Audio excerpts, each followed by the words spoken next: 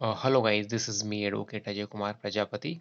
और लास्ट हमारा जो वीडियो था उसमें हमने जजमेंट राइटिंग को शॉर्ट में समझ लिया था, ब्रीफ में समझ लिया था। आज हम डिटेल में जजमेंट राइटिंग के बारे में बात करने वाले हैं।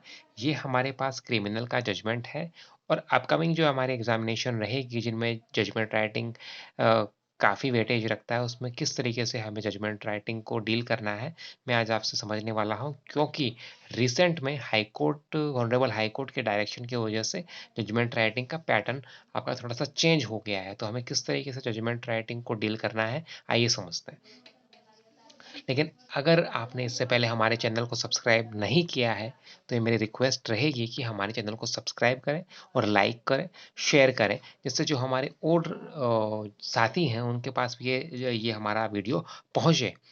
ठीक? तो सबसे पहले हमें कोर्ट का नाम लिखना रहता है। कोर्ट जो ऑफेंस जिस भी कोर्ट के द्वारा विचारणीय है, ट्रायल्ड है, उस कोर्ट का सबसे पहले हमें नाम लिखना है। ये हमें आइडेंटिफाई करना पड़ेगा कि कौन सा ऑफेंस कौन से कोर्ट के द्वारा ट्रायल है। ये हमें देखने के लिए मिलेगा। हमारा पुराना सीआरपीसी और नया वाला बीएनएसएस है, उसमें पीछे एक हमारी अनुसूची दी गई है, शेड्यूल दी गई है।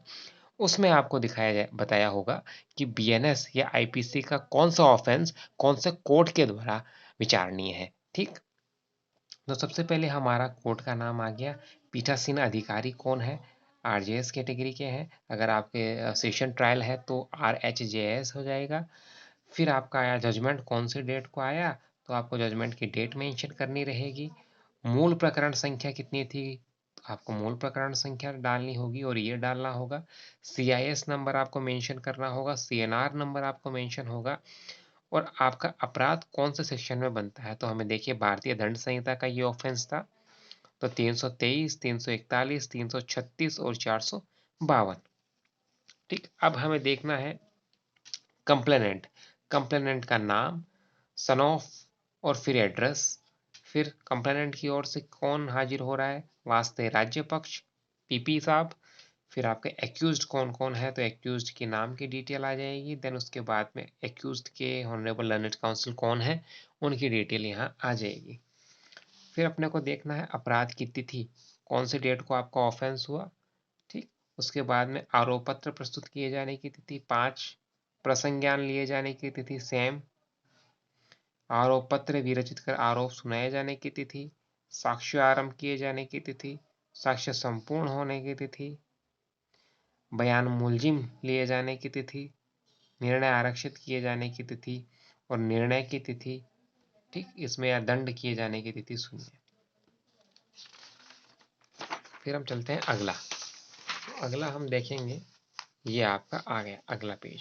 ठीक, अगले पेज में हमें देखना है एक्यूज का विवरण। एक्यूज की हमें डिटेल डालनी होगी। तो सबसे पहले एक्यूज का नाम आया भवानी सिंह।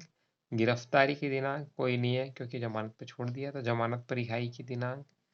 अपराध अंतर्गत 323, 341, दोष मुक्त या दोष सिद्धि, तो कन्विक्शन हुआ है, राजीनामा दोष मुक्त कर दिया गया है। फिर आपका आया था अधिरोपित सजा, तो प्रोबेशन का लाभ दिया गया। सेम इज, ये आपका दूसरा एक्यूज्ड है और ये आपका तीसरा एक्यूज्ड है। ठीक, फिर आपको चलना है आगे पार्ट 2, जिसमें आपकी विटनेस की लिस्ट आएगी। प्रोसिक्यूशन ने कौन कौन से विटनेस पेश किए, तो PW 1, 2, 3, 4, 5, 6, 7, 8, 9, 10, 11, 12 विटनेसेस इन्होंने बनाए हैं। ठीक, तो मंजू कंवर नक्शा मौका साक्षी है। FIR सिंबू सिंह नक्शा मौका साक्षी है। संतोष कंवर, बजरंग सिंह है बयान 161। CRPC लक्ष्मी कंवर, महेंद्र चिकित्सा साक्षी, जाबरमल फर्द गिरफ्तारी। तो ये आपका विटनेसेस की लिस्ट आ गई। उसके बाद में हमें देखना है बचाव डिफेंस ने कोई भी साक्षी जो है पेश नहीं करा। उसके बाद में हम आगे चलते हैं, एग्जिबिट कौन कौन से पर डले, तो तहरीरी रिपोर्ट प्रदर्श P1, चाक FIR प्रदर्श P2, चोट प्रतिवेदन प्रदर्श P3, नक्शा मौका P4, चोट प्रतिवेदन शंभू सिंह का आ गया 5। फिर आ गया डिफेंस, तो डिफेंस ने जो क्या एग्जिबिट डलवाया 161 CRPC प्रदर्श D1। ठीक है, ये आपका D1 हो गया। फिर उसके बाद में संतोष कंवर, लक्ष्मी कंवर और फिर आपका जजमेंट और जजमेंट ही आगे। इसके बाद में जो आपका फॉर्मेट है जजमेंट राइटिंग का, नॉर्मली हम पहले देखते थे, अपन पहले डील करते थे, उसी हिसाब से आपका उसी सिनेरियो में उसी क्रम से हमारा जो है जजमेंट लिखा जाएगा। लेकिन जो मेजर चेंजेस हुए हैं, वो मेजर चेंजेस हमारे यही हुए हैं कि हमें किस तरीके से ये हमारे पास एक्स्ट्रा में एडिशन में हमें ये बताना रहेगा।